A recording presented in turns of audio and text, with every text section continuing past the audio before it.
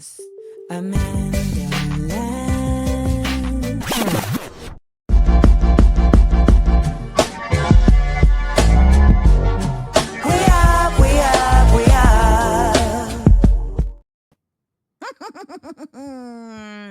Hello, Karen. Yo, hey, what's up? Hello. Good morning. Good morning. Good morning. Y'all, we have a very short amount of time with Karen, so we have to be very thoughtful about this. So we are lucky to be joined by, I'm going to read what the internet says, okay? Karen is a global opinions editor and columnist for The Washington Post. Along with David Ignatius, Attiah won a 2019 George Polk Award for their writing about the murder of their colleague Jamal Khashoggi. Is there anything you would like to add to this? Other than the fact that I'm a proud cat mom and an amateur movie TIE fighter. I think we're good. So, if y'all don't know, Karen was about to teach a class for the second time. So wait, correct me if I'm wrong. You were teaching a different class, or you were teaching again? You taught a first class at Columbia that went really well. Correct? Yes, correct. And was it the same class? So I was teaching. I designed a course on race, media, and international affairs, or race and journalism for Columbia. My first time teaching, long time dream. That was the school I went to school at for grad school. So yeah, of course it went well. I was fully expecting to come back, hoping to come back this year. But that did not happen. Right. And so now you've created your own version of the class, which is Race, Media, and International Affairs 101, summer 2025. But you guys, you're too late because it's already sold out, okay? It is already sold out. But more importantly, I want to know, where did the vision come to say, you know what, I'm just going to do it myself? Yeah, I mean, so I was teaching last spring. This is during the encampments, during the protests, all of that over Gaza and everything. And I actually got the message, not even from the administration itself, but I actually got the message that my funding, the dean was not renewing my funding for this coming spring. So basically between the summer when I found out and now, I sat quiet about it. I mean, of course it was crushing. It was painful. I had a lot of people tell me like, shh, just it'll be a strategic mistake to say anything. Folks, even at Columbia say, oh, just wait, wait a few years. Is there vision that if you just remain quiet, you're like preserving the friendship with Columbia? I think it was coming from well-meaning people, but I think it's the sense of, oh, you don't want to be seen as a problem, that you're complaining. Lots of people get their jobs cut, budget cuts happen. You're an adjunct. You don't have, so you don't want to. I was told you don't want to jeopardize, your chances to teach elsewhere. So just, and with Columbia, I mean, I think it was, just these promises of just wait, just like there's some issues, right? Just wait your turn. Yeah. But again, I was not clear about whether this cancellation was truly happening for budget reasons or whether it was political, right? For some of my views on the conflict, in Israel and Gaza, or just I went in from the jump knowing teaching about race and international affairs in general across the country was going to be put under a microscope. I was given multiple assurances that I would be fine, but did they give you assurances you would be supported?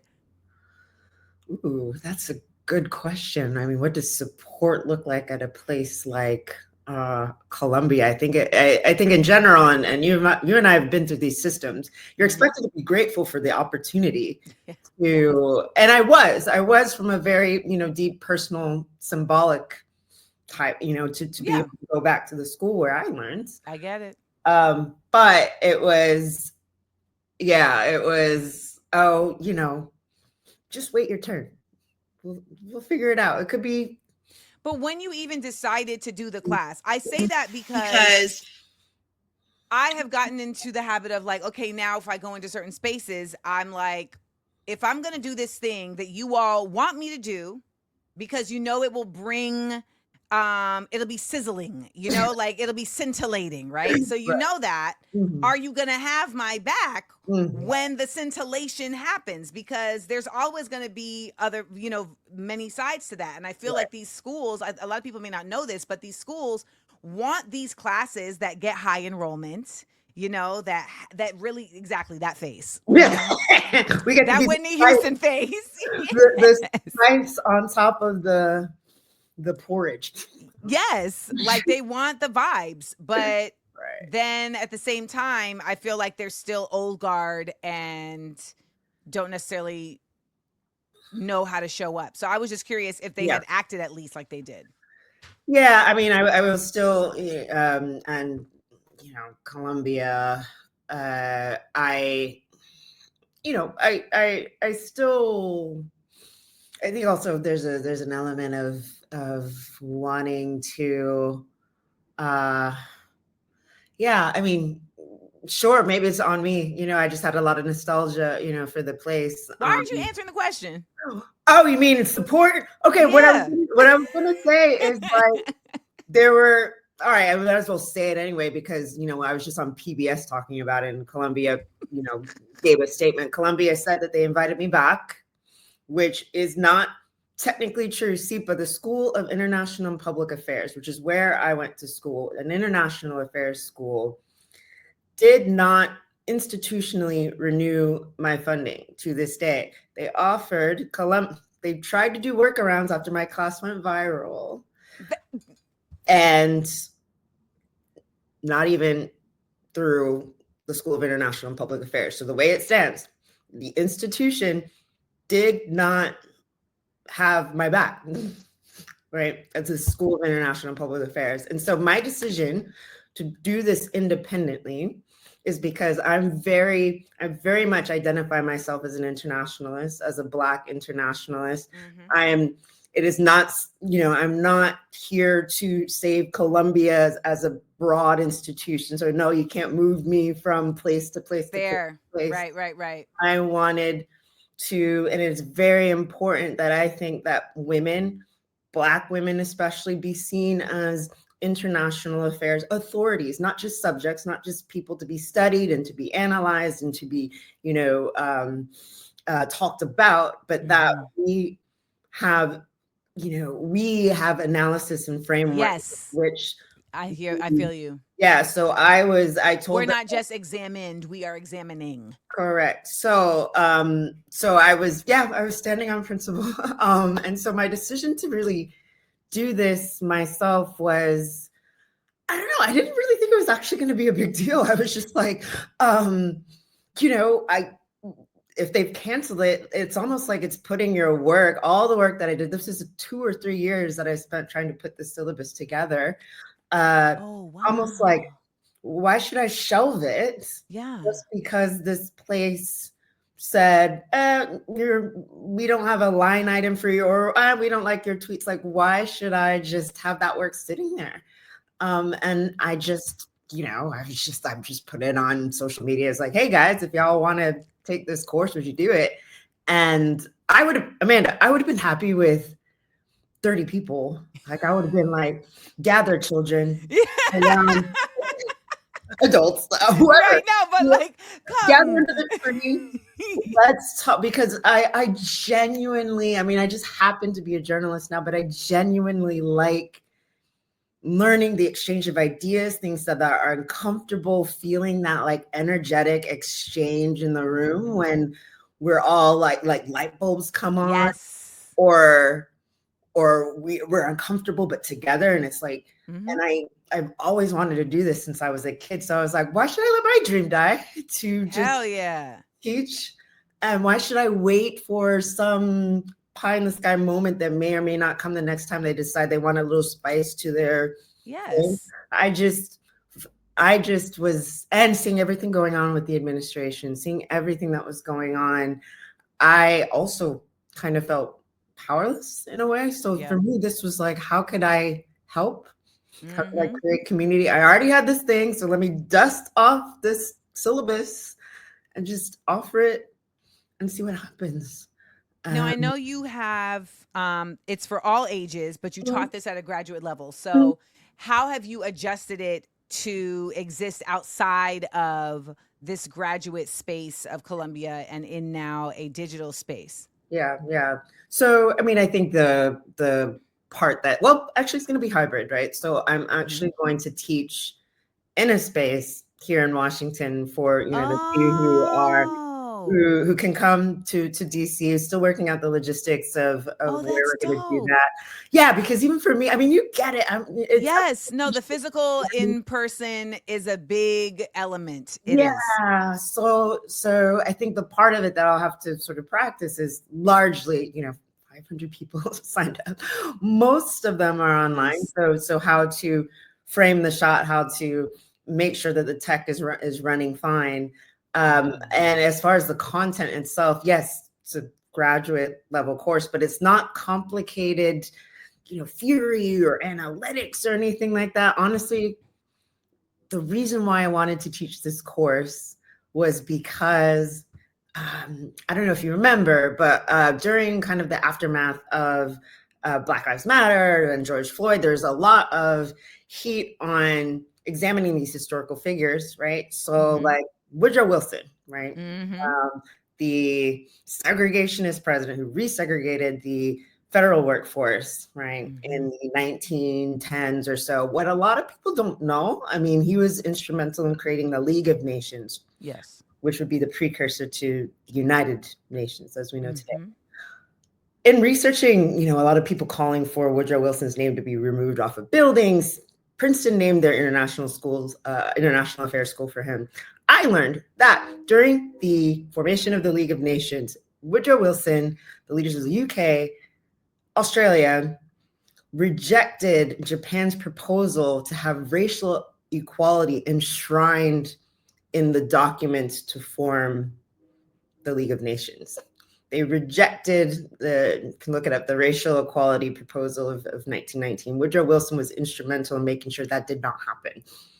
And there's a lot to be argued for that humiliation at the United Mhm. Nations for Japan, and not just for Japan, but for the non-white Yeah. people of the world. Members. Mhm. Uh, Set at least Japan on a path. Some scholars are set Japan on a path for it becoming more imperialistic and aggressive in the World War II. Mm. And going back and reading W.E.B. Du Bois, they were observing these meetings, seeing this being rejected, saying back in the early 1900s, saying this is going to be a problem for the West. So for me, learning Mhm. about that, I was like, why did I not know about this? You're putting me on. I did not know about this. Why didn't I know about this as an internet going to the highest levels of international affairs? Well, why do you think you didn't know about this? Because it's erased. And you know why? And the reason why I look at this to the intersection of media is that looking back at and this will be my first course for anyone who signed up, but looking back at the media coverage of that time, Japan's media covered it extensively. They saw this as like their mission to really bring equality to the world. But if you look back at UK papers and US papers, barely covered this showdown. So part of it was, Mm. even at the time, these countries did not think it was a big deal. So yes, it was an erasure, right? Well, do you think that it's that they didn't think it was a big deal, or is it they knew it was a big deal, which is why they erased it? They knew it was a big deal because at the time, those countries were going through their own domestic challenges over race. So of course, Reconstruction was they're still in process. correct. Reconstruction was still in process. Woodrow Wilson, yes, was a racist, Straight segregation, up. straight up. But also UK, Australia, dealing with their own populations of anxieties over immigration. Yes. So that being carried to the international level, and you could argue setting the shape and the course of the rest of the modern era, right? So for me, I'm like, when I learned that, both it was empowering, it was infuriating, and I'm like, more people need to know this. So for me, just from a very practical standpoint, say I was invited to teach back at Columbia again. At most, I'd be able to teach 20 students, 20, 21. It was over enrolled. But now I think any of us who are journalists or educators, we want as many people to know the things as Yes. possible. So to me, just from a very practical standpoint, it's like I got to reach more people for the same amount, more or less, of work that I would for 20. And I really wanted to teach this during the summer because I knew a lot of educators would have the time this summer to be able to take the course. And I'm hoping that they'll be able to take it back to their classrooms and their communities and all of that. So yeah. Like you also have it on a sliding scale and mutual aid. So can you just speak to how also this opens up a way for you to offer the course like financially in a way that aligns with your values differently than, you know, a typical Columbia tuition setup? Totally. So let's think about it. A SEPA, Columbia SEPA tuition now at this point is per semester is probably looking at 30, 40, 50, 60K, thousands, like 5 figures just to have access to people like me, right? So people going into lifelong crushing debt, right? So for me, I was also just thinking of the exchange in that room. Now, again, I have a great job at the Washington Post, so I could afford to have, you know, being an adjunct on the side. But I think what most people don't understand about the education or the higher ed system is the majority of courses are being taught by adjuncts who are being paid poverty wages with no benefit, no support. So, you know, and no job security. Zero job security. You can be fired at will, but a lot of the work that those adjuncts are doing are actually supporting, you know, the higher salaries of the admins, of the tenured, right? And the majority of adjuncts, I don't have the specifics for Columbia, but the majority of adjuncts tend to be, you guess it, women and people of color, right? So for me, the economics of the situation, I was, you know, and I was being paid on the high end, and I like to talk about money just to demystify everything. 5K, 5,000. And that was the high end? Yeah, 7,000 plus my stipend. That's wait. What do you wait per class? Actually 7,000 for 7 weeks. You see, this is why I had to polish my glasses because I just can't see that making any sense. In New York City, by the way. So again, for me, I was like, I don't have to live. This sound as crazy as my paycheck for the real. So think about that exchange in that room. You have people basically like these institutions, and again, I'm a product of these institutions. Yeah, same. But like, they are trading off of the prestige of the name, meaning those students are paying, basically going into lifelong debt because of that prestige. The adjuncts, because of the prestige of having that on their name, on their resume, are working poverty wages. The math doesn't math, right? No. So for me, yeah, you know, this is not on, basically, I am offering this at a fraction of the price. And not just that, but giving people the opportunity to, what was beautiful about this is I offered it on a sliding scale. So just, you know, $100, you can get the recordings, $200, you can listen, you know, live, see things live. And then options for if people want to interact, stuff like that.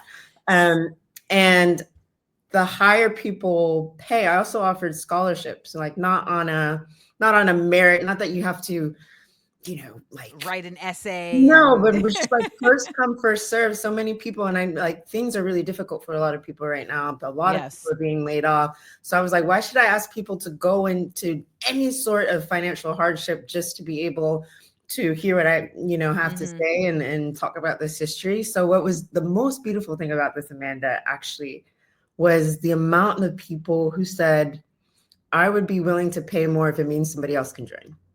Like that Yeah. was like, That sounds like you, AmandaLanders. That's yeah, the and vibes. you will know, Yes. like, I mean, there's something that is both beautiful about it. I mean, just obviously, the affordability, but also like, I'm like, we have these conceptions that people don't want to help other people, Yes. Yes.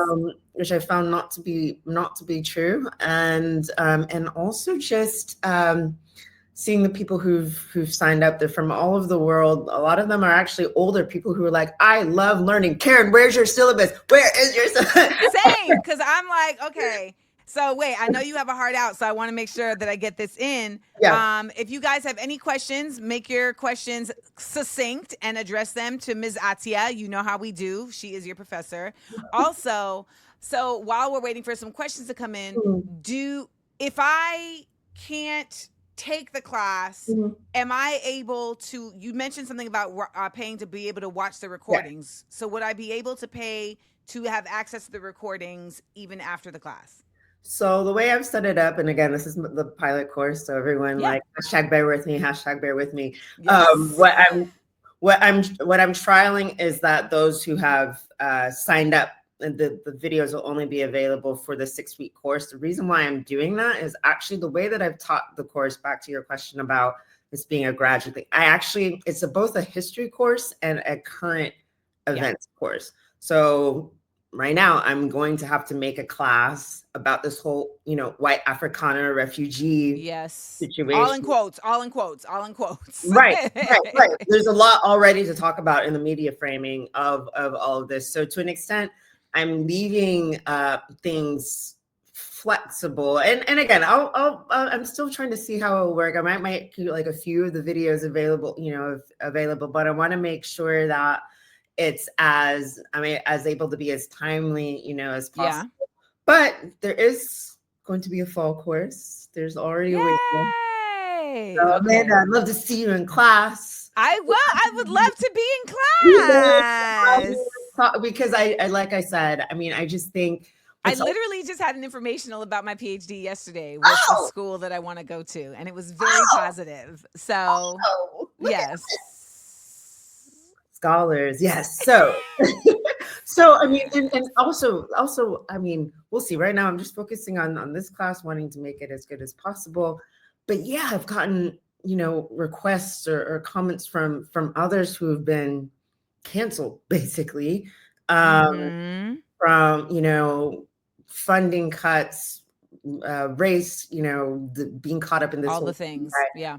And could there be a future where we're creating these underground parallel structures to be able to teach these things that are now be considered contraband. Yeah. No, absolutely. Like this is revolutionary what you're doing. This is resistance before to me this creates a framework for when it's actually going to have to be really done for real on the Lowski Woski. Maybe. I mean, yeah, at this point, I mean, I was thinking, I'm like, what are the risks? People keep saying, oh, this is so brave. This is so brave.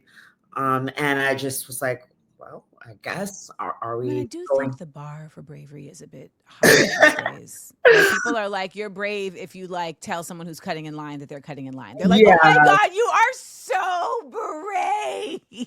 I mean, I just was like, I just want to talk to people and Yeah. teach. And I also just, for me, again, it's bigger than Columbia at this point. I mean, I think for me, it's now about, we don't need permission from these institutions to be able to come together.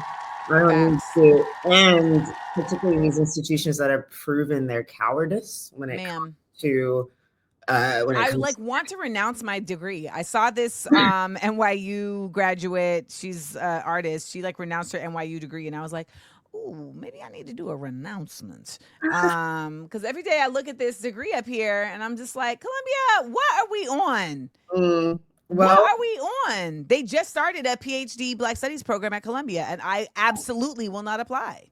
oh, interesting. So is that going to be under their receivership if to supervise the ethnics if Trump wants to? Not supervise the ethnics. That was what made me want to be like, oh, absolutely not. Like putting the Middle Eastern studies, African studies, South Asian studies, Jewish studies under special receivership was giving colonial racist supervision. Let's see what the ethnics are up to and report back to the gross. back to the queen. Yeah, like I was just like, I cannot put all of my work, educational work, and I had to liberate it from a place that would be willing to do that. They're also single digit IQs, like the ones who are actually observing. They can't even grasp it. So it's also like super duper. It's the frustrating elements that those of us who have been in Hollywood trying to sell shows to people who have like zero knowledge about anything beyond their like white experience. They're like, I just don't understand. You know, I literally had someone at Showtime tell me we can't do Smart, Funny, and Black here because we already have Z-Way. Wow. And I was like, the thing. It's just like, and I'm very conscious of not wanting to be constricted by small imaginations, and not wanting to, and knowing that people are smarter than so many of these institutions give them credit for. Yes. Right? That like, I'm not dumbing down anything for this class. The students that I had, and the way that I think I teach, is that I try to make things, as just like in my writing, as easy to understand as possible. And for me, I'm not telling people what to think. I'm just presenting you with the information that in a lot of ways has been erased, or these dots that perhaps people haven't connected before, and to allow you to process that for yourself with other people. So for me, again, I could do this under a tree. Just happening. I actually would love to have class under a tree. Gather, and again, AI is not going to crawl, that's the right. AI safe way to do it, right, is to gather people again. And I think we're headed towards, moments where people are, I want to be with others. I want to be community. And I'm still in touch with all my students from the first class. In fact, I'm hoping someone will be my TAs. Yes. And I'm just looking forward to, having fun doing this. I love teaching, and I'm not going to let cowards get in the way of me doing that.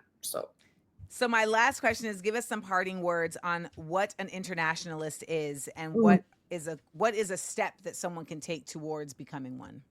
Towards becoming an internationalist. I mean, I think it's just, particularly those of us who are in America, knowing that we are so much more connected than we think. So again, just like the example I gave of Woodrow Wilson and the racial equality at the League of Nations, I think part of it, and why I want to give this class, is to let all of us know that like we are very much connected to the world. And I think there's a reason why Black internationalists, Malcolm X, all of this, right? There we go. Whether it's military, if you served in the military, as I'm forgetting who said this quote, because there's often this idea that Black people don't know about foreign policy. And it's like, if you serve in the military, you know about foreign policy. If you've been deployed somewhere, you know about foreign policy. And I think we know there's been a deliberate erasure of particularly Black voice, and particularly Black women voices, speaking about these issues, because ultimately it comes down to power, and it comes down to how particularly powerful countries use that power against others. And so we've always been at that. But I would definitely suggest, well, I'm going to be shameless, for my work. I mean, even your work, you've been making, a lot of it is connecting the dots. A lot of it is for people who are like, we don't understand why this is happening, right, in the world. know that what happens here, what's happening in Gaza, what's happening at Colombia, what's happening in Latin America and the Caribbean, there is a playbook, and people have been writing about this for a long time. So my job is just to get people to connect global dots. That's all. Connect global dots, y'all. Make sure to go follow Karen Attiah on Substack and do some reading so you can already understand the perspective. We got people in here asking, if you're going to give a syllabus, et cetera, et cetera. Yes, you are going to do all of those things. This is in process, but it is happening. It is happening. So congratulations. Thank you. Thank you and so thank much you for making time for us today. Oh, of course. I love y'all. Thank you for having me. Like I said, you and me, I mean, if like you don't need to get that PhD. You already got a PhD in life. So like you want to come. I really just want to be in a space of like academic rigor.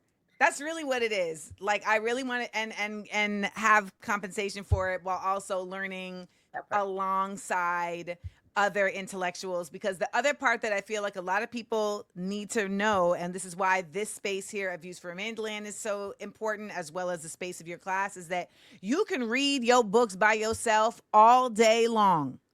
However, the communal interaction of perspective, of experience, of wisdom makes the text live and come alive in a whole other way than it does in solely just your own space. And so I really, students, we're gonna learn from each other. Like I said, we're in the forest, right? We're connected. The roots. People from different backgrounds, different countries. I learned so much from students who were non-American, actually. Of course, back a lot, and they were like, I was like, oh wow, I have to sit with that. You know what you just said. Yeah. Like, I'm just really looking forward to all the people who will get to meet one another and then hopefully become connected for the years to come.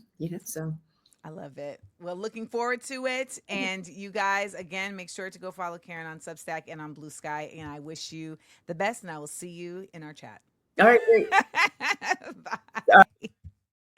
We're so lucky. I know really smart, cool people. I know really smart, good people. I know really smart, dope people. And I bring them on the show. Ooh. I enjoyed laughing and learning with you. Please make sure to like, comment, and subscribe. And tell your friends. Also, listen to the podcast. It's available everywhere pods are casted. Listen ad-free by subscribing to Patreon Amanda Seals. Come on and join the Seals Squad. Views from AmandaLand, live 10 a.m. Eastern, Monday through Wednesday, with content on Thursday and Friday at YouTube Amanda Seals TV.